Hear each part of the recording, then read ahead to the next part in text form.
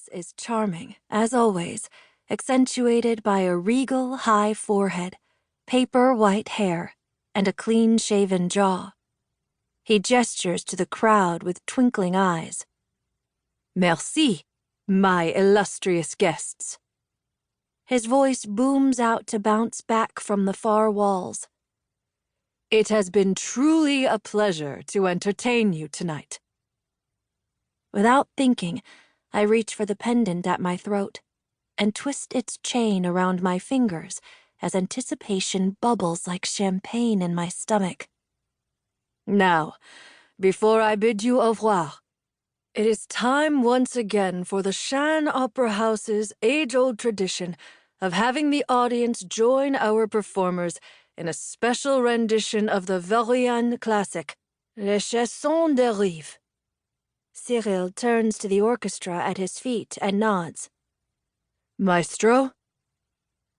The conductor cues up the strings, then climbs onto the stage at Cyril's side and raises his baton. As one, the audience launches into the familiar tune. The skin on my left ankle bone prickles, the place where I once carved the manipulation mark that enables me to harness my magic. The scar has since faded and been scraped away by clumsy tumbles down the stairs. But the ability that carving it gave me is still just as strong any time voices fill the air with music. My power purrs to life in my chest, reaching out toward each voice, yearning for the memories that live in them. I scan the faces quickly, letting images and emotions trickle through me one after the other, a burbling current of sights and sounds and smells. When people sing, I see their memories, starting with the newest. If I want to, I can comb backward through time, sifting through the liquid swirl of moments in their minds as though rippling my fingers through water in a creek. It is only in these moments that I truly feel alive, where the world has forced me to hide, hated me for my power, tried to kill me for what I am. I have found my purpose in surrounding myself with its music and holding the memories of its people in my hands.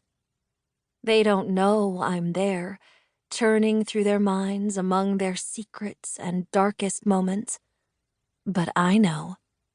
And no matter how many nights I've spent up here, tucked away in the shadows, the thrill of finally having some measure of power over them sends tingles straight through every nerve of my body. This is my performance, the only one I am allowed. I may not be able to stand on a stage and hypnotize them with my voice, but in this small way, I am just as much a part of the production as the dancers and singers.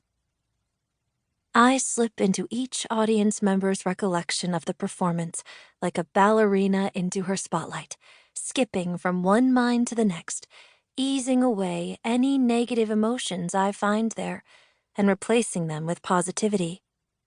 Once the tone is right, I move on to erasing the moment where the lead tenor's voice cracked on that high G, and eliminating the instant when one of the backup dancers tripped as she twirled across center stage. I whisper sing along with La Chanson des Rives as I work, the words so familiar they fall off my tongue as easily as breathing. The chorus is my favorite part. Who was the monster, the man or les trois, in time's unstoppable tread? Was it the terrible queens, the world's guillotines, who bathed Verreilles in red? Or was it the man with love in his heart, innocent and brave though he seemed, who unsheathed a blade, their hearts he betrayed, as he ended their lives while they dreamed? I work quickly. With nearly 2,000 seats in the theater, it is impossible for me to modify every person's recollection of tonight's performance.